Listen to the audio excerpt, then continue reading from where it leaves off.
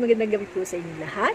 Ito po ang inyong Mother Irene muli nagbabalik at magre-reaction dito sa Kalingap. At pasubscribe naman po ako sa aking channel, Mother Irene's channel. At syempre, ang ating founder na walang iba kundi si Sir Val Santos Matubang. At syempre, ang kanyang buting asawa na laging nakasuporta. Huwag natin nakalimutan si Ate Edna Vlog. At ang kanyang anak, butihing anak na si Rob Matubang. At pasubscribe naman po ang buong Kaliwat. So, salamat nga po pala kaya Sir Val dahil binigyan kami ng bagong privilege na makapag-reaction muli at binuksan muli, inopen muli ang Kaliwat. So, syempre at wag mo niyo pong kakalimutan si Sangkay at God bless sa Sangkay at si Dindo Balyaw, ay singit ko po si Dindo Balyaw. Napakagaling po yan na reactor, syempre, at ito nga po, wag na natin patagalin, at ito na nga, itong ating re-reactionan ay itong tungkol dito kaya best friend na si Buwan TV, si Sir Buwan TV, Sir Buwan, hindi po tayo naaaway, kundi nagbibigay po ako ng paliwanag sa iyo, magbibigay po ako sa iyo ng payo. Kung hindi niyo po tatanggapin, nasa inyo po yun, Kasi sa pagbabalik po, ayoko na pong mangaway, So gusto ko po sanang kitang payuhan, Kasi parang nakikita ko po sa bawat mga vlog mo, nakikita ko yung mga thumbnail mo, yung iyong mga, hindi ko alam kung anong nangyari sa iyo, Kasi alam ko number 1 kang basher ni Marilyn Chan. Binabatikis mo dahil pinagtatanggol mo si BSM dahil minumura. Pero ngayon, parang nakikita ko po sa iyo na meron kang kinikim-kim na tampo. Hindi po yung galit kundi tampo. Kasi kung galit yan, grabe na po sasabog yan. Tingin ko po, nagtatampo, may tampo ka po. Kung ang binabatayan po natin ay ang ating views, na hindi tumataas. Ako rin po hindi tumataas Ito pa rin ako. Pero, naisip ko, ano nga ba ang talagang mission ko? Ano nga ba ang talagang dedikasyon ko? Bakit ako magkakalingap?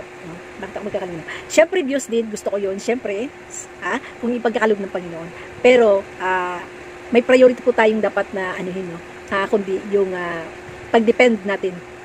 Kasi, para po kasi tayong mga naglilingkod sa isang katulad ng bawa, ikaw ay pare. Di ba, pinas mo pagkapare? Ano po ang pinaka-bukasyon mo dun? Kundi magpahayag ng word of God, diba? Kalilimutan mo lahat ng mga galit mo, puot mo, dahil nandun ka kay Lord, diba? So, ganun po yun sa Kalingap, Ano po yung iyong misyon? Ano po talaga ang pinakadahilan? Bakit ka po pumasok ng Kalingap? Dahil lang po ba sa Diyos? Dahil gusto mong tumaas? So, kung talagang dahil lang doon, talagang gigive up po tayo. Give up tayo, So, siguro talagang hindi yun ang iyong mission, So, dapat po enjoyin na lang natin. Halimbawa, sa katulad nating mga malapit na sa katotohanan, di ba? Malapit tayo sa katotohanan. Sige, enjoyin na lang natin po, tumaas man na hindi ang ating Diyos. Enjoyin na natin. Pabayaan na natin dun sa mga kabataan. Pabayaan na po natin dun sa mga bata pa sa atin na siguro nagmimithi pa sila, Pero siguro sa ating katulad natin, na mga malapit na sa katotohanan, siguro, dapat na tayong magkaroon ng priority. O ay, ibig sabihin, magkaroon na tayo ng tamang pag-iisip na ano nga ba ang nagawa ko sa lupa, di ba? Yung kumbaga, Sir Buwan, matanda na tayo, Yung ating kasikatan na hinahangad natin, yung ating kasikatan na gusto, ang ating pag-angat, na gusto natin isang totoong vlogger, professional vlogger, siguro tanggapin na natin sa sarili natin na hindi tayo yun, na siguro, pero salamat sa Diyos kung siguro pagkakalob pa, na hindi pa naman huli, So, buhay pa tayo, sabi nga, habang buhay may pag-asa, So, kasi, para po kasing nagkakaroon ka ng misunderstanding po, Kasi, Sir Buwan, kasi nakikita ko dun sa mga sinasabi mo na hindi na po kaaya-aya, Sorry po, tsaka, Sir Buwan, nakikita ko kasi yung mga basher, nandun sa, lalo na dun sa isang, nakalimutan ko yung pangalan, nakalimutan ko yung pangalan na sinagot ko dun kahapon, may nagsalita siya ng hindi maganda tungkol sa Kalingap. Tama ba naman po yun? Kung ikaw po ay talagang nagtatanggol o depensa sa Kalingap, dapat po, hindi lang po sa iyo, sawayin po natin. Sawayin po natin yung mga basher na nasa baba. Para po sila magising. Kasi napakarami po akong nakikita, hindi lang po sa inyo, Sir Bon, sa iba rin na mga vlogger, Ha? Iba, sa ibang reaction niya, sa ibang ano, nakita ko na meron pa akong nakita na kakilala talaga ni Sir Val, no? Malapit sa kanya. Yung alam banggitin, no? May nagsasabi, alam mo, mas magaling ka po na magpaliwanag kay BSM. Alam mo yung mga ganun, ano? Alam niyo po ganyan. May mga nababasa pa akong mga hindi kaaya-aya, no? Sabi ko, bakit ganun? Di ba malapit ka kay BSM, pero yung mga basher doon sa ibaba, hindi mo sinasaway, no? Pero, followers mo yon. Kasi nakikita ko hi po, yung ganun, gumagano siya Tapos maganon sila, hello po, gusto po talaga kita, o ganon. So, ano ko yun, bakit hindi ko basher ng Kalingap yun? Gusto ka niya gusto ka nung tao, ha, di ba? Kaya, nakikita ko, sabi ko, ba't ganon, hindi nila sinasaway, no? Dapat kung talagang ikaw ay defender, o ikaw ay, ng Kalingap, sawayin mo, di ba? Kasi ako minsan nakikita ko, kaya minsan pumapasok ako minsan sa mga live, nakikialam ako. Kasi ang katwiran ko, kasi minsan pagka kinontent mo, sasabihin sa'yo, nangongontent ka lang kumukuha ka ng views. Diba? So, ang ginagawa ko, pinapasok ko sa live. Ha? Pinapasok ko sa live, no?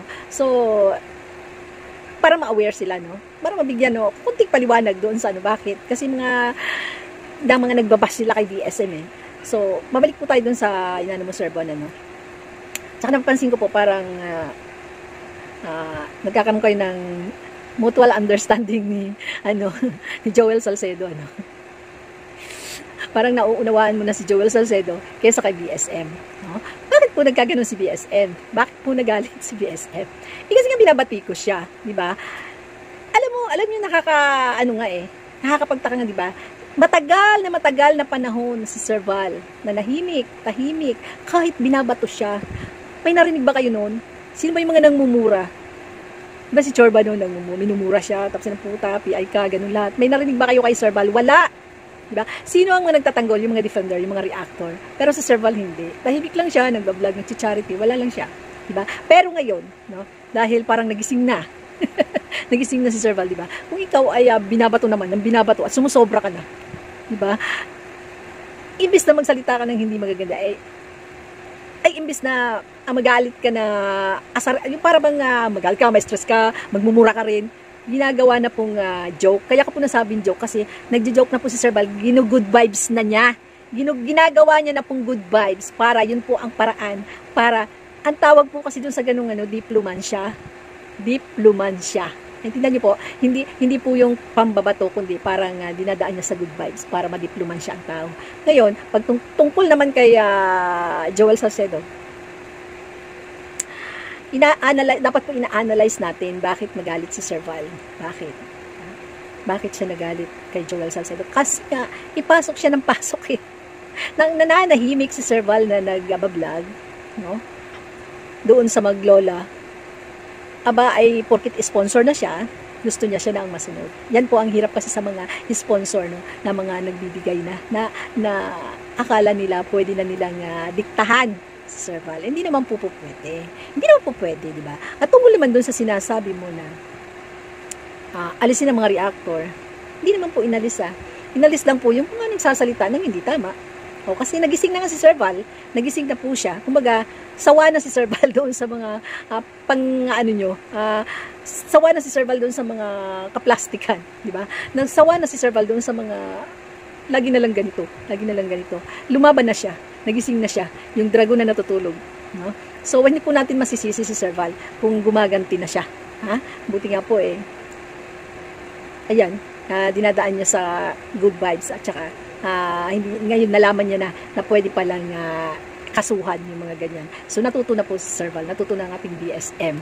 So, kasi noon nga, no, kita nyo, kahit ano-ano, tahimik po sila lahat, kahit si Rab, hindi mo mariringgan na igaganti ang tatay niya, magsasalita ng hindi maganda.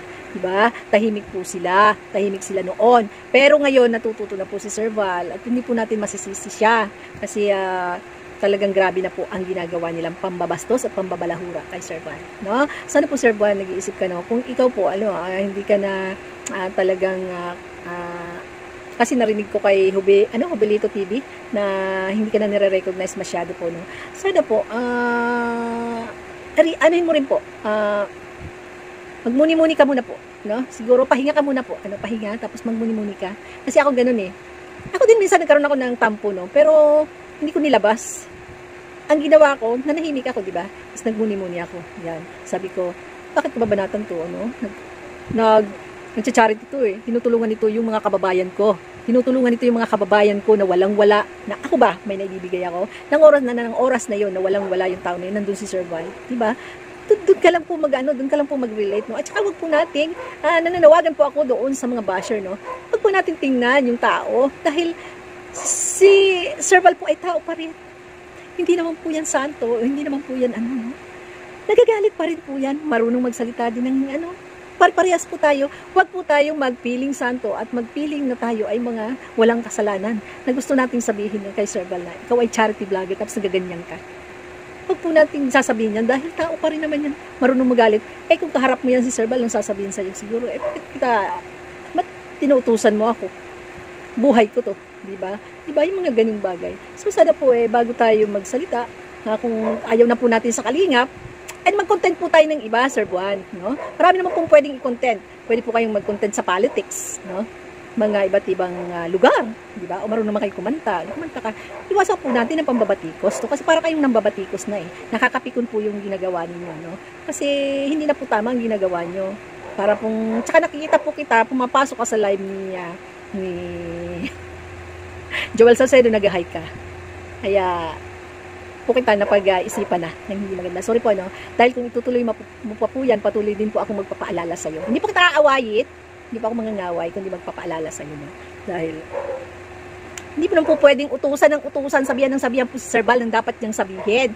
Hindi porkit matanda na po tayo, may karapatan na tayong mag-utos o magsalita. Yan, isa lahat pa naman yan ang ayaw ni Sir Val, na siya ay iyong parang mamanduhan, no?